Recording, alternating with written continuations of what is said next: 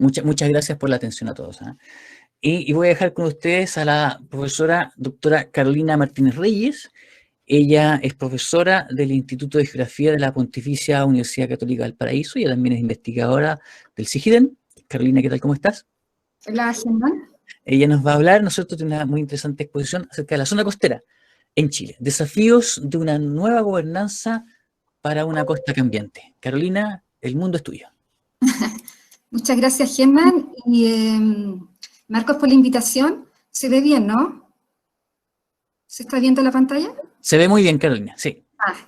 Muchas gracias. Era un tema muy necesario porque hemos estado viendo el caso de los Molle, la zona de Quiriyuca, y anoche también en noticias salió el caso de la playa de Cartagena.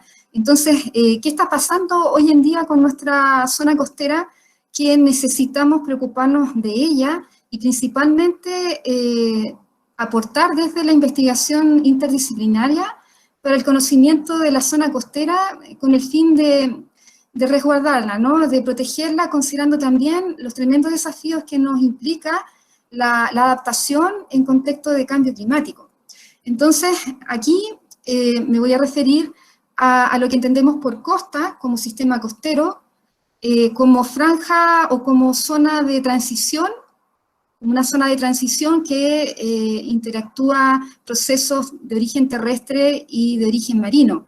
Entonces, tenemos una noción nosotros en Chile quizá de que la costa es básicamente la playa, pero es mucho más allá por tratarse de un sistema principalmente conjugado a celdas litorales que tienen comportamientos en distintas escalas de tiempo y espacio.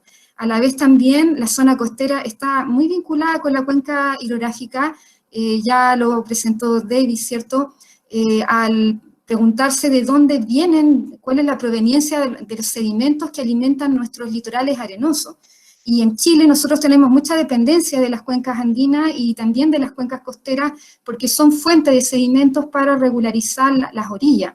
A ello también se le incluyen una serie de factores de cambio que son muy específicos en relación a la costa de la cual estemos hablando. En márgenes continentales activos, la costa tiene una relación muy importante con los terremotos de subducción, a los cuales también se incorporan los procesos litorales que marcan diferencias principalmente en morfodinámica y también en los cambios en el tiempo.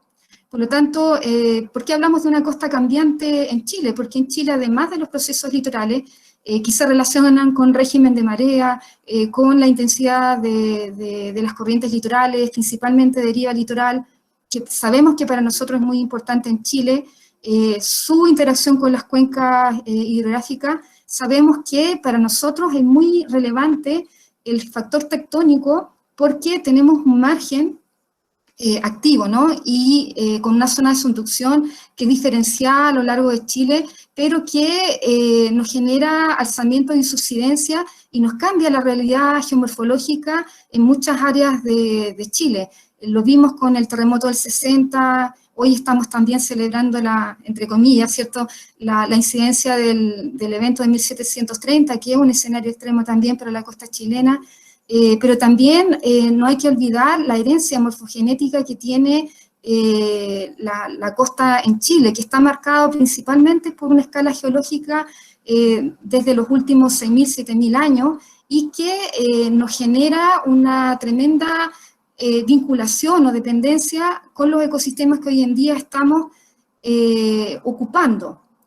Principalmente playas fósiles, ¿cierto?, marisma, que hoy en día hemos ido ocupando principalmente por crecimiento urbano y que son los ecosistemas que hoy están llamados por cambio climático a generar mitigación desde un punto de vista natural. Por lo tanto, necesitamos entender cómo funciona la costa y resguardarla para generaciones futuras para que estos sigan también manteniendo servicios ecosistémicos y también nos resguarden de eventos extremos y de amenazas naturales.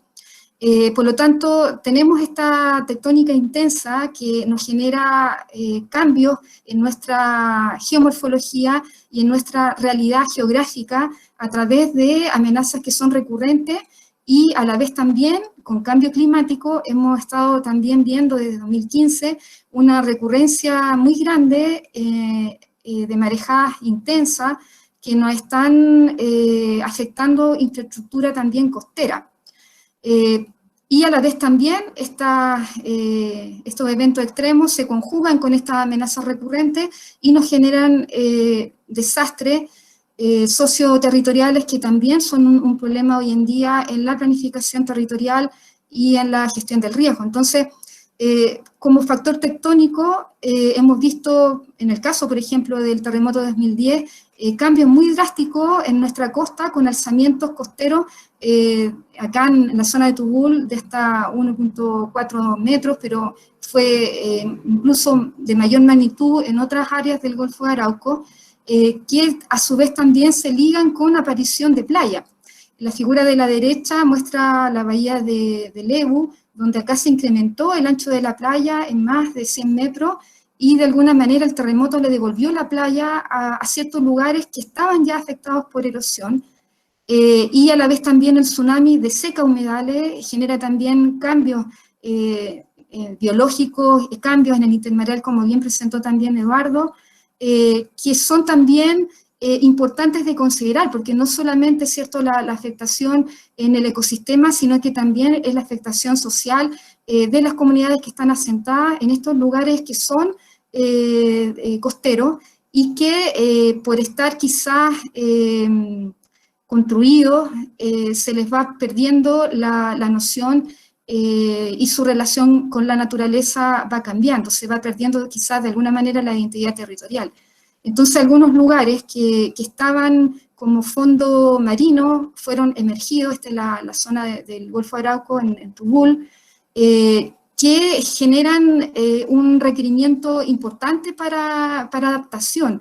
¿Qué hacen entonces las comunidades de pescadores cuando estos cambios les sobrevienen y cómo siguen ellos entonces vinculando sus actividades principalmente que depende de recursos bentónicos, cómo ellos entonces se adaptan a estos cambios que son muy drásticos?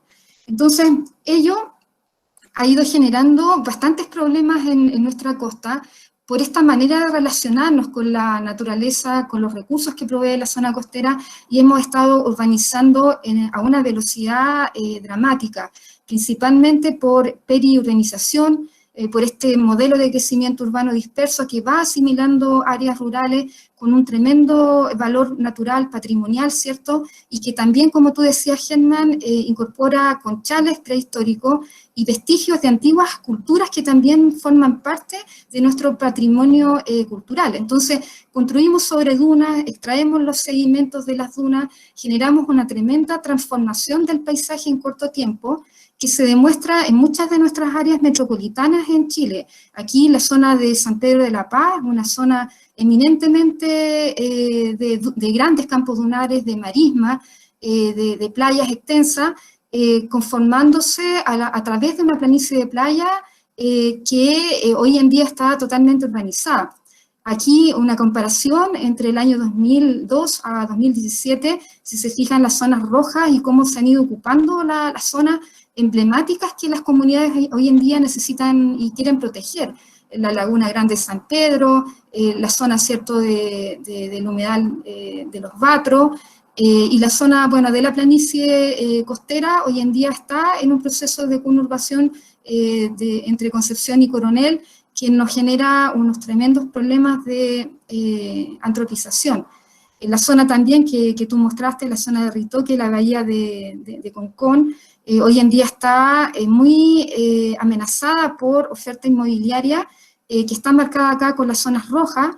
En los últimos 20 años se ha ido tomando estas vías de comunicación que deslindan también a estos ecosistemas, el campo dunar de Ritoque, y hoy en día la zona de Concón quizás es una de las áreas de la zona de Valparaíso que tiene más presión inmobiliaria.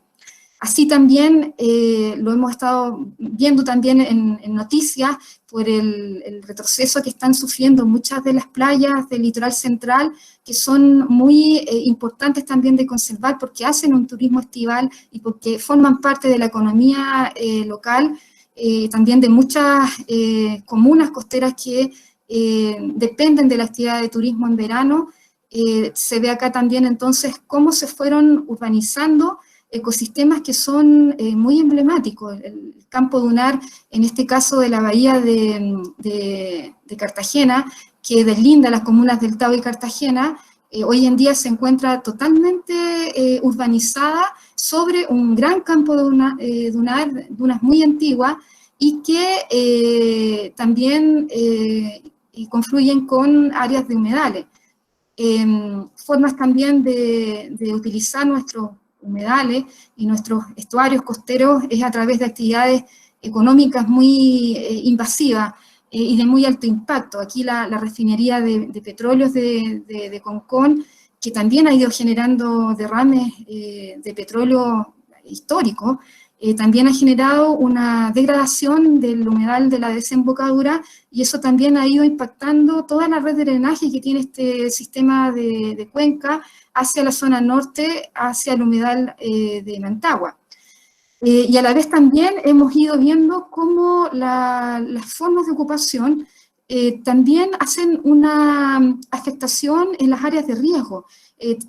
Vemos también que en nuestra costa existen tomas, campamentos, que son la otra cara quizás de la forma de urbanizar si consideramos que existen segundas residencias para altos ingresos y que terminan también ocupando estos ecosistemas que son muy frágiles y que nosotros necesitamos entonces resguardar. Esta proliferación quizás de campamentos que vemos en Chile central son verdaderos bolsones de vulnerabilidad y marcan también parte de la respuesta a este modelo económico extractivista que nosotros tenemos de los recursos naturales y que son también fuentes de brechas sociales y de inequidades. Entonces, proyectos inmobiliarios que son contrapuestas, quizás a la ocupación irregular que vimos en la imagen anterior, se contrapone esto de segunda residencia y, como ya comentaba, terminamos ocupando estos ecosistemas que son de funcionamiento muy frágil y que son, a su vez, proyectos emblemáticos que con el conocimiento que hoy en día tenemos en siglo XXI sobre cómo resguardar estos ecosistemas, pensando en los objetivos de desarrollo sostenible, pensando en la Agenda 2030, necesitamos, quizás replantearnos una nueva ética y una nueva relación con la naturaleza. Acá tenemos ciertos proyectos emblemáticos, San Alfonso del Mar es uno, Santa María del Mar es otro, el Hotel Punta Piqueros, que se terminó igual, considerando toda la presión, echando a correr todo el conocimiento que teníamos y el impacto ecológico que provocó, se terminó entonces construyendo y ahora estamos en espera de decisión. La zona también de Los Molles, este proyecto urbanístico que ha dado mucho que hablar también la semana pasada, está construido sobre una zona de planicie de playa, con humedales y con campos dunares, que terminan entonces afectándose cuando existen estos picos pluviales, que es parte del comportamiento natural, que tienen los humedales cuando se rellenan. Y estas afectaciones que para nosotros también son muy emblemáticas, el terremoto de 2010 provocó una transformación muy violenta de nuestra costa y afectó mucho a los asentamientos costeros. Nosotros con el terremoto vimos, además del terremoto en sí, del peligro sísmico en sí, vimos el tsunami, la extensión lateral, la licuefacción, las remociones en masa que son también concatenados bajo un enfoque también de multiamenaza, ¿no? No es solamente el terremoto mismo el que causa el daño, sino que también es una cadena de otras amenazas que dependen de cómo se da este terremoto. Y algunos de nuestros trabajos también sobre riesgos en la costa, aquí tomamos uno de los trabajos de Matías Carvajal, de nuestros colegas del Núcleo Ciclo, y se incorporó a un modelamiento numérico de tsunami, como parte del trabajo de SIGIDEN, y se llevó entonces a la determinación de áreas de riesgo. y vemos acá entonces que la zona de la bahía de Cartagena, que involucra el estado de Cartagena, tiene al menos 4.000 a 4.500 personas expuestas a alturas de flujo de inundación sobre 4 metros. Y esta zona está construida sobre playas, humedales y dunas, que hoy en día tienen un tremendo desafío para la planificación territorial en Chile. Esto, inclusive con plan regulador, se terminan entonces fortaleciendo este tipo de asentamiento, es decir, exponemos mucha más gente en áreas de peligro cuando sabemos que estos eventos son recurrentes en nuestra historia. Cuando nosotros incorporamos las áreas de inundación, acá la carta SITSU a la izquierda, se conjuga con las áreas de erosión costera, vemos entonces que la erosión costera en este caso favorece la intrusión del tsunami y por lo tanto queda mucha más gente expuesta cuando se densifican estas áreas por crecimiento urbano, cuando el plan regulador, por ejemplo, no es tan restrictivo. Parte de lo que hemos estado viendo en los últimos 5 años, desde la irrupción de las marejadas en agosto de 2015, hemos visto cómo estos litorales arenosos, principalmente playas urbanas en Valparaíso, están retrocediendo a una velocidad impresionante y que está dañando mucho de la infraestructura que nosotros tenemos expuesta acá. Estas fotografías del año 2017 vimos acá en Reñaca, una de las áreas que hasta nuestro monitoreo no había sido afectada de manera agresiva por marejadas recientes. Vemos aquí la afectación también en los locales, la erosión provocada por estas marejadas llegó a la costanera, y en la zona de Viña del Mar, en la playa de los Marineros, acá a la derecha, vemos cómo se han ido dejando expuestas las antiguas fermas de playa, que marcan la zona donde la playa debería permanecer intacta, o al menos, ¿cierto?, menos intervenida, pero estas playas se han ido usando para implementar costanera y desarrollar la actividad turística. Sin embargo, ya con esta recurrencia, y sabemos, ¿cierto?, por los estudios que se están haciendo sobre el cambio climático, estos eventos van a seguir siendo recurrentes y se van a quedar para las próximas décadas. Entonces tenemos también que considerarlas en las formas de utilizar este patrimonio natural que nos brinda la costa para un mejor uso. Estos eventos son recientes, son facilitados por nuestros amigos de las comunidades del CAC de Algarrobo, y acá se ve entonces cómo las últimas marejadas han ido afectando el paseo peatonal y la zona de San Alfonso del Mar. Socavones, daño a infraestructura.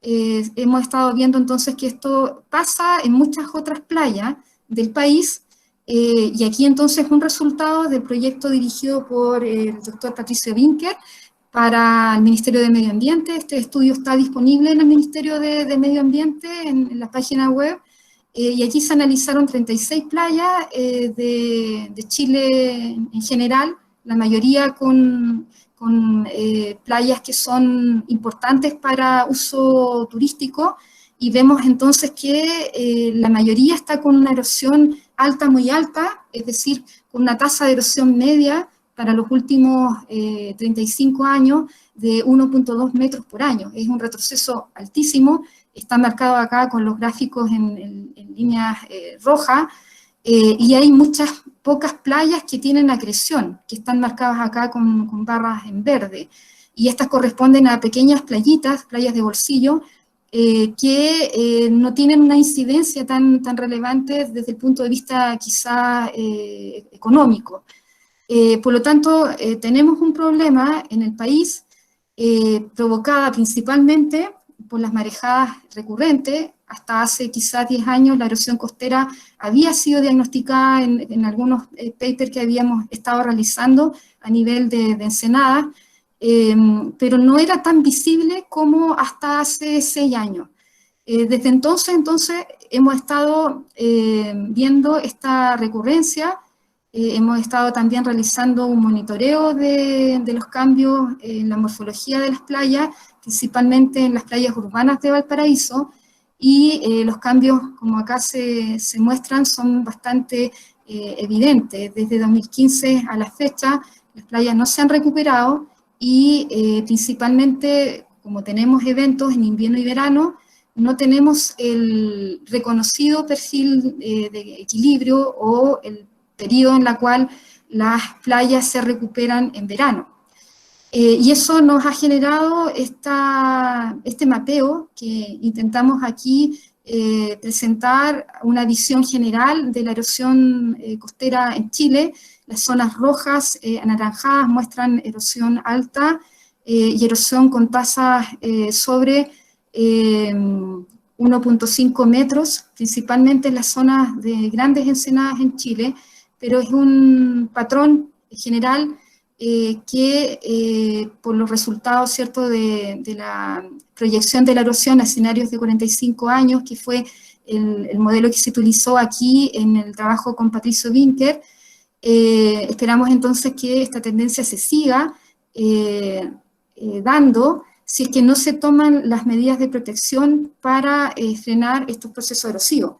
Y desde el punto de vista entonces de nuestras amenazas recurrentes, ya llevamos 13 procesos de reconstrucción en Chile, la mayor parte de esos procesos de reconstrucción con un costo altísimo en principalmente relocalización y recuperación de infraestructura, pero la mayoría, ¿cierto?, ocurren en las zonas costeras, en nuestras áreas metropolitanas, donde se da la mayor densificación, principalmente de población y crecimiento urbano.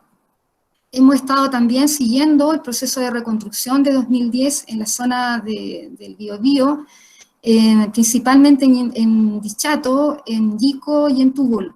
Y nuestros estudios muestran también que desde el punto de vista de la reconstrucción hemos seguido utilizando las mismas áreas amenazadas y a la vez también configurando nuevas áreas de riesgo, porque no se han ido generando la protección de estos ecosistemas. Un patrón quizás general que ha seguido el tsunami de 2010 en estas pequeñas bahías y sistemas encajados es que afectan en áreas de planicies litorales que tienen drenaje local, principalmente con humedales costeros.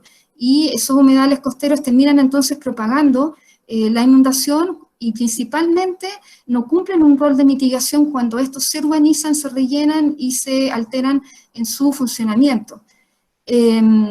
Entonces reconstruimos, pero reconstruimos en humedales o en las mismas áreas de riesgo que terminan entonces duplicando la población afectada, la población expuesta, y eso por lo tanto no reduce el riesgo y nos genera un tremendo desafío para los próximos eventos que vengan. Entonces, con estos diagnósticos, y pensando que también existe ciencia que prueba que necesitamos un cambio en la forma de relacionarnos con nuestra costa, es que surge nuestro Observatorio de la Costa, que liga el conocimiento científico con las comunidades. El Observatorio de la Costa, por lo tanto, es una plataforma técnica científica que surge el año pasado como respuesta también a una ley de administración del borde costero y concesiones marítimas que se estaba empujando desde el gobierno y que iba a terminar generando por facilitar más las concesiones marítimas y no incorporaba también componentes de cambio climático y otros elementos que necesitamos entonces utilizar para una nueva gobernanza costera. Entonces, generamos un núcleo de centros de investigación, inicialmente UC, esto ha ido creciendo con el tiempo, y la transitamos a fundaciones sin fines de lucro y organizaciones comunitarias, principalmente CAC, de las comunas costeras. Esto también ha ido creciendo en el tiempo, para poder proponer una ley de costas que incorporara un cambio en la normativa. Estuvimos entonces el año pasado haciendo bastantes seminarios, principalmente ciudadanos. Comenzamos entonces a realizar diálogos con parlamentarios que tenían un interés en tomar esta propuesta porque era necesaria, ¿cierto?, para el país. Presentamos esta propuesta en la Comisión de Medio Ambiente del Senado. Estuvimos también haciendo seminarios en Algarrobo, en el Litoral Central, con nuestros CAC ciudadanos para poder generar vínculos que sentaran las bases ciudadanas en la ley de costas. Es decir, ¿por qué una ley de costas? Porque está anclada a una necesidad de cambio que ha sido también relegada o respaldada quizás por el mismo estallido social, ¿cierto? Las fases de inequidad, la construcción de vulnerabilidades en la zona costera, tiene también una vinculación muy importante en el modelo económico, y algo pasa, ¿cierto?, con el sentir ciudadano, que necesitamos entonces proteger esta zona costera para que, ya decíamos, esté presente para generaciones futuras. Entonces, pusimos diferentes documentos a disposición. Un texto importante fue este geolibro que hicimos también como respuesta a un seminario en 2017, donde se puso a disposición de la comunidad y tomadores de decisión una buena parte del conocimiento que teníamos en la costa en Chile. Y a la vez también se construyeron policy papers para facilitar esta necesidad sobre el cambio en gobernanza. Nosotros en el primer policy paper hicimos una revisión crítica sobre la forma en la cual se hace en Chile la gestión integrada de áreas costeras, y revisamos este marco normativo, que es la Política Nacional de Uso del Borde Costero, y dijimos, esta política ya tiene 25 años, necesitamos nosotros revisarla para ponerla a disposición para una gobernanza que sea realmente del siglo XXI, donde consideremos el cambio climático, donde consideremos la participación ciudadana y sobre todo donde relevemos la costa como espacio de uso público, como bien de uso público, porque si bien se le reconoce en su naturaleza, en la práctica vemos que esto no es así, y vemos urbanizaciones, ¿cierto?, concesiones marítimas que, principalmente en el sur de Chile, que van mucho más allá de la capacidad de regeneración de los recursos. Estamos hoy en día agobiando nuestros ecosistemas con una extracción que va más bien a degradar nuestros ecosistemas que a protegerlos. Entonces, el primer elemento que nosotros consideramos acá es la revisión del concepto de borde costero, y hemos estado proponiendo el uso de zona costera para poder incorporar un criterio científico en esta normativa. ¿Por qué? Porque cuando nosotros incorporamos el concepto de borde costero, parece ser que tenemos una noción de borde, de franja, de una zona que tiene un límite administrativo, más que un funcionamiento dinámico que sabemos, ¿cierto?, está bien respaldado en ciencia. Entonces, el concepto de borde costero es una franja que no va más allá de 200 metros de ancho, cuando nosotros consideramos el límite más alta de las mareas, que es en el fondo la línea de playa, a la cual se le incorporan 80 metros de playa, que son los terrenos que se suelen concesionar, y ese ancho en total nos da entonces 200 metros, que no resguarda humedales costeros que, por ejemplo, interactúan con las ondas de marea, la cual puede generar intrusiones de cuñas salobres de hasta más allá de 6 kilómetros. Tampoco protege los campos dunares y tampoco protege la playa en sí. Entonces, este concepto de zona costera respeta el origen que tiene la costa en función de sus singularidades respecto al lugar en que se encuentra. Sabemos que la costa es distinta en norte, centro y sur, y por lo tanto esas particularidades que tiene la costa debería ser relevada en un concepto mucho más científico que se muestra acá, donde se presentan entonces las diferencias de esta interpretación jurídica que se hizo de este concepto científico, y donde se ven en forma genérica el cómo ganamos extensión si reemplazamos ese concepto de borde por el de zona costera.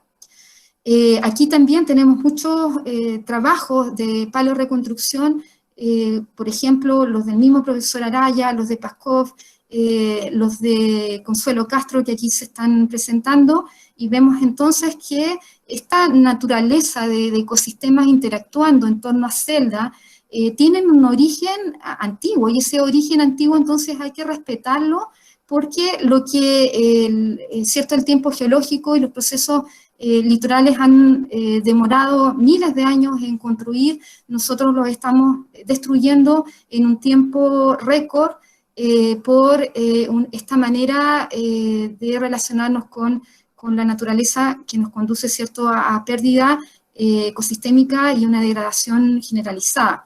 Entonces, cuando nosotros hablamos de antropización o de urbanización y consideramos el cómo estas áreas metropolitanas en Chile se han ido construyendo, vemos entonces estos tremendos, estas tremendas áreas donde impermeabilizamos, ¿cierto?, la costa, rellenamos humedales, y vemos aquí entonces la diferencia entre borde y costa. El borde costero entonces sería esta zona pequeña que podemos de alguna manera regular con nuestra normativa, pero todo el resto, que eran marismas, grandes campos dunares, hoy en día la vemos entonces construida con proyectos inmobiliarios, con relocalización o con proyectos, ¿cierto?, de viviendas sociales. Entonces, esta manera de urbanizar nuestra costa, de relacionarnos con este patrimonio, tiene que ser hoy en día revisado,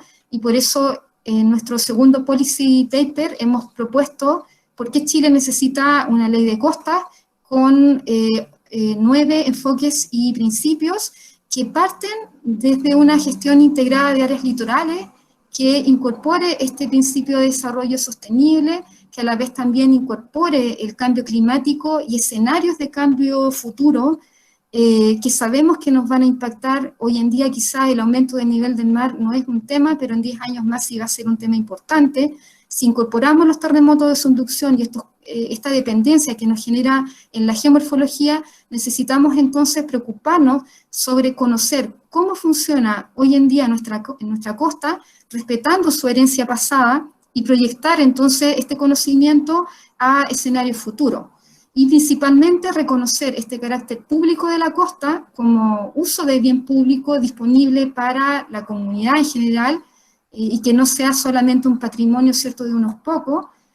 Considerar entonces el principio de la reducción del riesgo de desastres, porque así como estos grandes escenarios como 1730 marca un área que representa un peligro para la vida, esos eventos también pueden darnos una idea de hasta dónde se extiende la costa, y donde nosotros deberíamos hacer una urbanización, quizás pensando en la experiencia japonesa, quizás una construcción por capas cuando necesitemos reconstruir, o una regulación en la densificación del crecimiento urbano.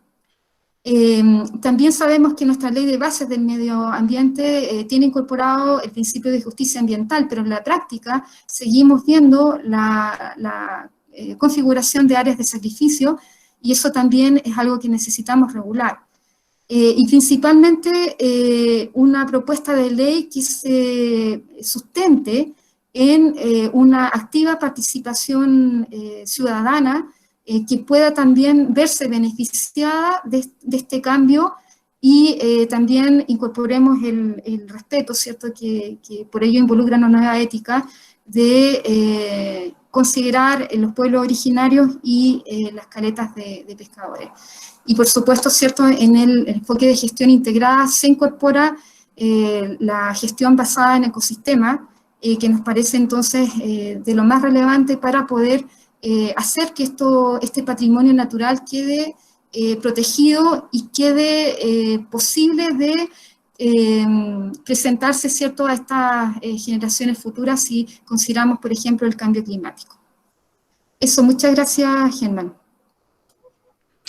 Muchas gracias, Carolina, por tu presentación. Carolina, digamos, tiene una trayectoria muy importante en lo que es los procesos de gestión. Ella tiene abundantes investigaciones y trabajos sobre ello, y también ha logrado, ¿no es cierto?, como todo científico, poder transmitir a públicos sobre no solamente sus investigaciones, sino también esta reconceptualización, que para la ciencia, digamos, es algo bastante conocido, digamos, pero sin embargo el mundo político no logra conocer. Me refiero específicamente a esta distinción, ¿no es cierto?, que Carolina dejó muy en claro entre lo que es el borde y la zona costera. Bueno, les recuerdo nosotros que estamos conversando la geografía en pandemia de Valparaíso, estamos prácticamente ya casi al término de nuestra sesión de mañana. Nuestro administrador puede en este momento hacer las consultas para Carolina, por supuesto, que es nuestra última expositora, y para el resto y cualquiera de los expositores que han estado presentes en el día de hoy. Diego, por favor, puedes guiar las consultas que estimes convenientes. Ya, perfecto, gracias. Para Carolina, en realidad las preguntas y comentarios que existen en el chat va todo enfocado más que nada al escenario futuro y precisamente en sectores urbanos que ya son problemáticos actualmente. Por ejemplo, se menciona el Hotel Punta Piqueros como un caso representativo en Concón. Entonces, la pregunta, como tratando de englobar todos los comentarios que existen en el chat, va hacia qué medidas efectivas o cómo ves tú las problemáticas que se pueden presentar en estos espacios en que la ciudad ya está instalada, digamos, y a pesar de que cambie la noción de borde costero a una zona, existe este conflicto, digamos, entre lo que es la erosión con todos los intereses, digamos, de la propiedad privada y también de los intereses económicos, como el turismo en ciertos casos. Sí, bueno, un aspecto relevante que hay que incorporar acá es la actualización de los planes reguladores. El caso de los muelles es un caso típico, pero también hay otro. Los planes reguladores no se actualizan en función de las dinámicas territoriales. A veces el crecimiento urbano va mucho más rápido que la actualización del plan regulador y no se alcanzan a frenar elementos que pueden incluso ser agentes como de protección. La ley de humedales urbanos es otra componente que también nace porque no hemos sido ¿cierto? Capaces de proteger los humedales que están en áreas rurales. La ley de humedales urbanos va a poder proteger los humedales que están insertos en matrices urbanas y que van a tener que ser considerados por el plan regulador. Quizá el desafío que tenemos hoy en día es cómo protegemos los humedales que están en áreas rurales. Y por otra parte, es muy importante considerar las soluciones basadas en la naturaleza. Quizás más adelante, o quizás ya desde ahora, tenemos que empezar a hablar de restauración de ecosistemas y soluciones basadas en la naturaleza. Por ejemplo, el rol de las algas en la restauración, por ejemplo, de las playas. Lo que está haciendo Hetman es fundamental, porque como bien él decía, hasta hace poco la noción de duna era como algo inservible, ¿no? Que algo que fome que esté la duna invadiéndonos porque no nos permite, no sé, otras actividades. Pero hoy en día sabemos que los campos dunares son vitales para frenar el tsunami. Protegieron a Coquecura en el año 2010, para el terremoto de 2010. Y hoy en día también sabemos que las dunas van en interacción con el humedal y con la playa. Entonces, ese enfoque como sistémico de dependencia también con otras unidades que están alejadas de la playa, por ejemplo, lo que hagamos con las cuencas hidrográficas, si ponemos, por ejemplo, centrales hidroeléctricas o estamos poniendo actividad minera en las nacientes de las cuencas, sabemos que eso nos va a afectar y nos va a llegar a alguna de esas afectaciones en forma de caudal o en forma de abastecimiento sedimentario nos va a llegar a la costa. Entonces, dejar de pensar como que la costa es algo estático, que no tiene teleconexiones con el océano, con las cuencas hidrográficas y a escala regional y local, ya es totalmente inviable y eso nos está pasando una tremenda cuenta. Quizás el desafío más grande en el tema de las áreas que ya consolidadas es fortalecer mucho más los planes reguladores para que estos sean instrumentos realmente de regulación para controlar las fuerzas motrices, principalmente, controlar las presiones dentro de la costa. Perfecto. Y aquí, abriendo un poquito la discusión a los demás presentadores también, ¿cómo se ve este proceso de erosión costera entendiendo que obviamente estamos en un contexto en el que el clima, existe un cambio a nivel climático, existen fenómenos como sequía o incluso han existido fenómenos más dramáticos, como se menciona, por ejemplo, el caso del 2015, que se sumó el evento del Niño. ¿Cómo se proyecta de aquí al futuro este proceso de erosión costera? ¿Un aumento o se va a mantener más o menos parejo o puede que incluso pueda ir haciéndose más dramático para el caso chileno, incluso brasileño, así que vamos Sí. también considerarlo? Sí, bueno, parto por el caso chileno. No hemos visto esa imagen impactante que presentó David de casas cayéndose, pero estamos al borde. Los acantilados de Quiriyuca es un caso tremendo. Está pasando en Cachagua y está pasando en Quintero. La erosión costera que nosotros presentamos acá son para litorales arenosos. No hemos hecho el cálculo para litorales rocosos. Ahí hay un desafío también si alguien, no sé, del mismo núcleo ciclo o tesistas que puedan haber ahí interesados en el tema, es un tremendo desafío también para hacerlo a escala local. Este informe también que presentó David, hay papers que están llamando la atención de la erosión en el mundo, pero ojalá tuviéramos cálculos de tasas de erosión a nivel de celda, considerando estas relaciones sistémicas entre las fuentes sedimentarias. Si no sabemos de dónde provienen nuestros sedimentos, es súper difícil que podamos controlar nada. Entonces, lo que presentó David es justamente eso a lo que apuntamos a avanzar, porque en el caso actual, si miramos hacia atrás y miramos un poco lo que hemos hecho sobre conocimiento costero, nos falta todavía interdisciplina para trabajar en distintas escalas de tiempo, en paleorreconstrucción, en escalas históricas, para saber efectivamente cómo funciona la costa y cómo eso se proyecta a futuro. Nos queda un poco grande este desafío de analizar escenarios futuros cuando no hemos sido capaces todavía de sistematizar nuestro conocimiento de la costa a distintas escalas con enfoque de interdisciplina. Y bueno, Patricio seguramente les va a hablar, Patito Vinker, les va a hablar seguramente de su proyecto de vulnerabilidad al cambio climático, pero si se considera un escenario de 45 años para escenarios de emisiones de 8.5, sabemos que esta erosión que nosotros calculamos de tasa histórica para los últimos 35 años se va a mantener en el tiempo si no regulamos las fuentes sedimentarias, si no restauramos y si seguimos dándole tanta libertad a los proyectos inmobiliarios para que se instalen cerca de la costa y nos taponen en las quebradas que aportan sedimentos locales. David.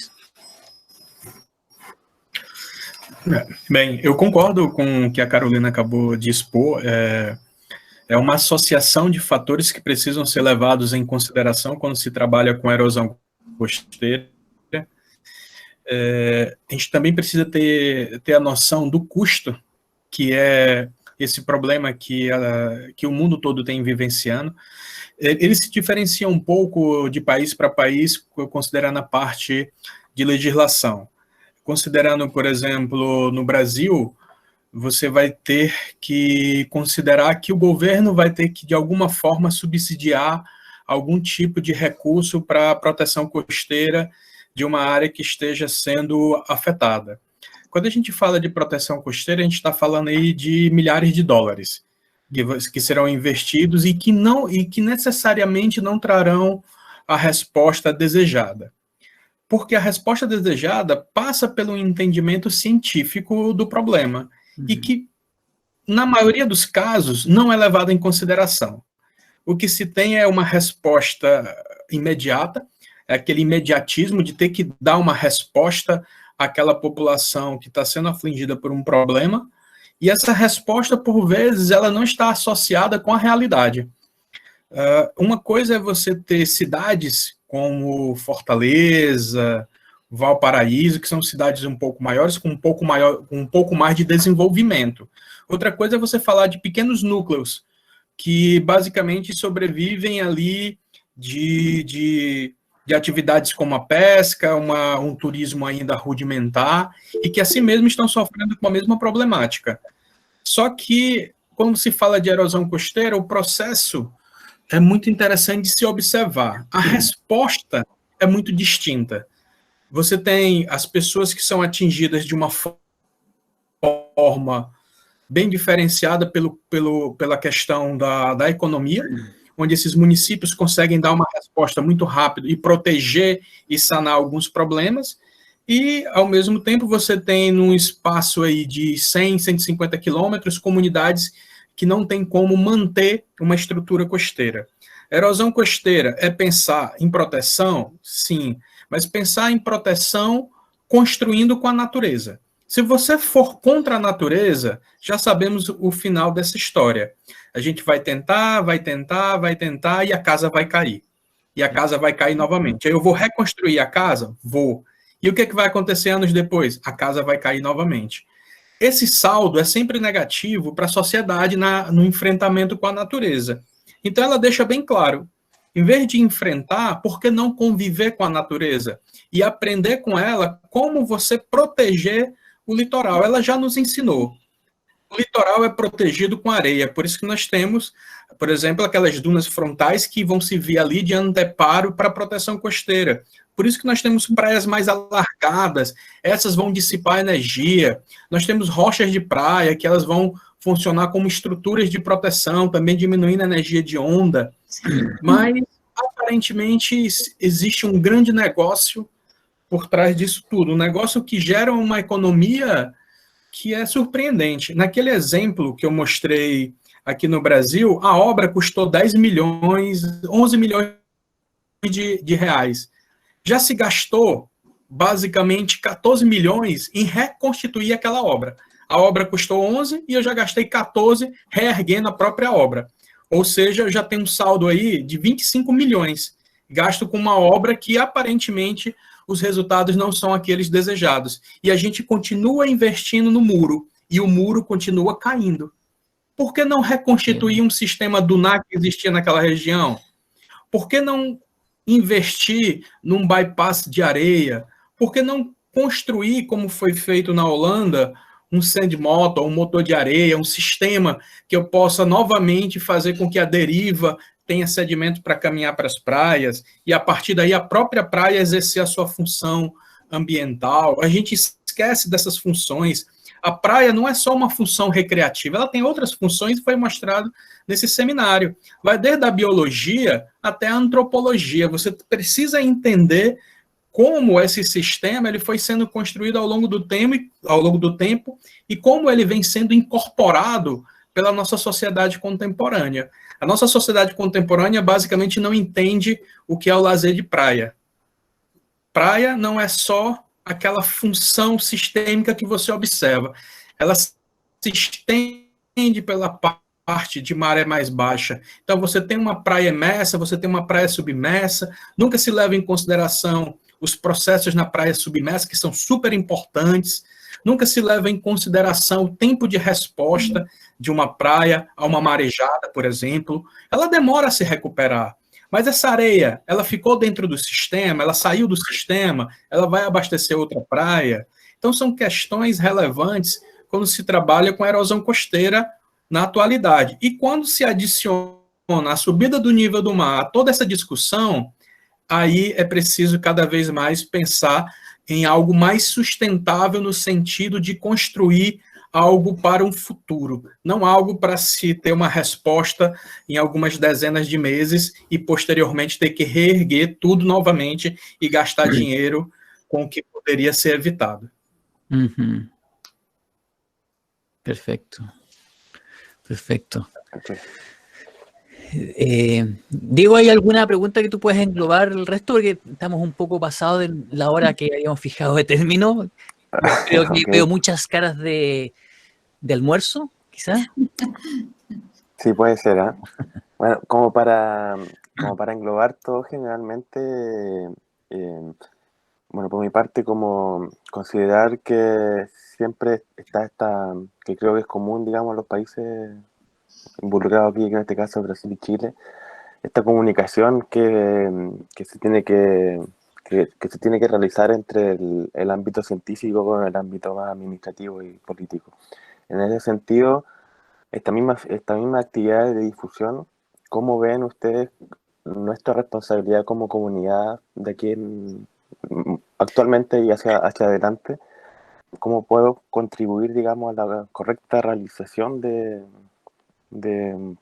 o la correcta prevención de estos fenómenos que nosotros vemos acá en estas presentaciones? Si me permites a mí introducir, yo creo Sí. que efectivamente la comunidad científica tiene un rol fundamental. Por una parte, es la encargada de entender cómo este sistema funciona. Las playas hoy día no es simplemente la franja de arena o de rodados que está delante de una duna, sino que es un elemento más en un sistema integrado que va más allá incluso de lo que tú puedes observar. La investigación científica, lo que hace Eduardo, Davis, ¿no es cierto?, la Carolina, nos permite en realidad darnos cuenta que cada uno de estos pequeños compartimentos, digamos, son parte de un proceso bastante complejo que está ahí destinado a que lo descubramos la comunidad científica, que es nuestra primera gran misión. Nuestra segunda gran misión es tratar de traducir ese conocimiento científico a un lenguaje comprensible desde dos puntos de vista. El ámbito político, que es el que finalmente toma las decisiones, y el ámbito docente, el ámbito escolar, el ámbito pedagógico. Nosotros son nuestras propias comunidades escolares, la gente de la gobernanza local, la que necesita poder comprender, darse cuenta que ellos también son parte de un elemento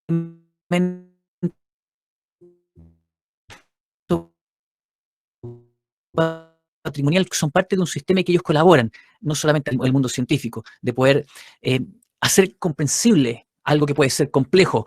Lo que manifestaba, por ejemplo, Eduardo, de poder comprender, ¿no es cierto?, cómo la tectónica hoy día es relevante en el comportamiento de una playa. Hay que hacerlo entendible para la persona común, ¿no es cierto?, para la persona que vive, ¿no es cierto?, la que está viendo, digamos, cómo camina cada vez menos para llegar a bañarse en la playa que tenía enfrente. Porque la playa prácticamente se está retrocediendo, está erosionándose, y algo que obviamente vemos todos en conjunto. Hablo de discusión ya casi.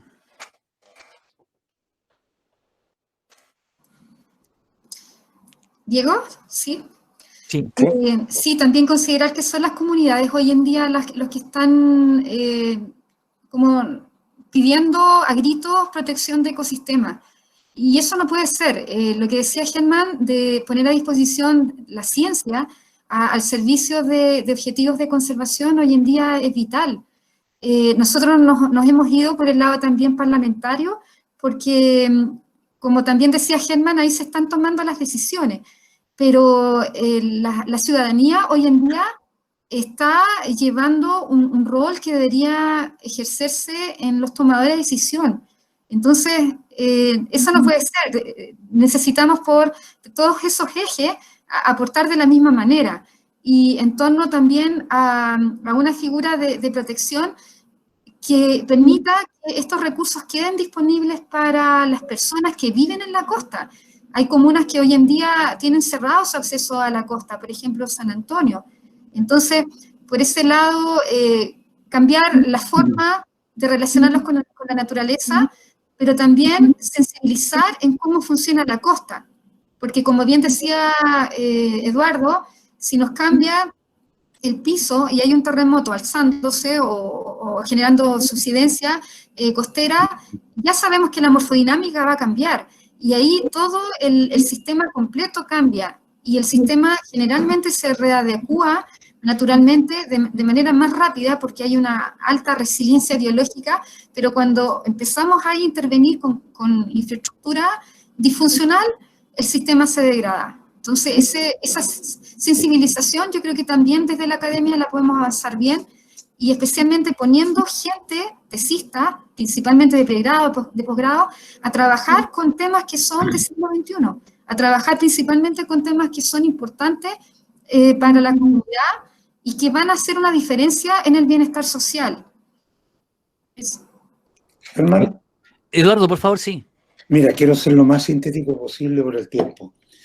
Yo creo que en este tipo de seminarios siempre al final se hablan las buenas palabras, las cosas lindas, y muchas veces se las lleva el viento. Yo creo que en este tipo de problemas tenemos que ser lo más objetivos y analizar bien los datos, presentar hipótesis, utilizar el método hipotético deductivo y realmente hacer ciencia para entender lo que está pasando. Por ejemplo, Germán, tú mostraste un gráfico de un paper que fue publicado en el 2018 en Scientific Report de Nature Geoscience. Lo interesante es que tú dijiste un solo dato, que el 30% de la costa mundial libre de hielo eran playas de arena. Pero lo que no se mencionó, que estos autores llegan a la siguiente conclusión: el 24% de las playas del mundo están en erosión, el 28% están en acreción y aproximadamente el 48% son estables. Eso me da cerca de un 75%. Entonces, ahora, si yo me voy al otro extremo y veo el libro de Orin, ¿ya? The Last Beach, no sé si lo conocen, la situación es peor de todo lo que ustedes han mencionado, ¿entienden? Entonces tenemos que tratar de encontrar un justo equilibrio y, sobre todo, no hacernos partícipes de nuestras hipótesis preferidas. Tenemos que poner todo a prueba. Yo creo que Manuel Contreras, que tiene una visión bien particular sobre el aumento del nivel del mar en Chile, va a ser clarificador en este aspecto. No todo es pérdida de arena, no todas las partes se pierde arena, en muchas partes se gana. Y entonces, creo que tenemos que tener un poquito cuidado de eso. Traté de ser lo más sintético posible, pero esa es mi conclusión después de haberlos escuchado. Muy sintético, Eduardo, muchísimas gracias. Sí, yo debo hacer el de malo de esta sesión, lamentablemente, porque estamos un poco pasados en nuestro tiempo. Yo creo que cada uno de nosotros tiene sus propias actividades. Debo agradecer específicamente a los expositores que vinieron a esta cita virtual, conversando la pandemia, la geografía en pandemias de Valparaíso, que hemos organizado junto con Marco Cisterna, perteneciente al Instituto de Geografía de la Pontificia Universidad Católica de Valparaíso. Estamos muy contentos cómo se ha desarrollado. Queremos agradecer específicamente y muy personalmente a Davis, a la Carolina, a Eduardo, su llegada, ¿no es cierto?, su participación, su buena acogida que tuvieron en presentar sus trabajos, sus investigaciones, su visión acerca de lo que es la costa y los procesos específicamente. También quiero agradecer a Diego, que ha hecho las veces de administrador, enfatizando bien cuáles son las preguntas que han hecho, y por supuesto a nuestra audiencia, que ha sido un elemento fundamental y que se ha podido mantener vigente estando ahí prácticamente frente a la pantalla durante ya más de 2 horas, escuchándonos a nosotros los científicos a hablar de lo que estamos haciendo. Yo quiero agradecerles, no más allá que eso. Agradecerle al instituto, la que nos está dando la posibilidad de insertar nuestros temas, digamos, a la comunidad a través de las plataformas electrónicas, y hacerles la invitación, ¿no es cierto?, para la sesión de la tarde que la va a guiar Marcos, está aquí presente, a las 3 de la tarde. Marcos, ¿quería hacer la invitación específica? Sí, no, muy claro. Muchas gracias a los expositores. Verdad que se las mandaron. Estamos muy agradecidos. Es importante que este tipo de actividades se hagan desde las regiones también, desde Valparaíso. Quisimos dar ese enfoque. Y nada más que decir, en la tarde continuamos y vamos a hablar de peligros costeros. Todos son bienvenidos, y también al final vamos a hacer una discusión como la que dirigió Germán ahora. Así que para que puedan ir a almorzar, muchas gracias a todos por su participación. Muchas gracias de verdad. Estén muy bien y veámonos a la tarde, a las 3 de la tarde, en este mismo link. Okay. Cuídense mucho. Gracias. David, estamos hablando. Carolina, Eduardo, muchísimas gracias. A todos también. Marco, te veo más rato.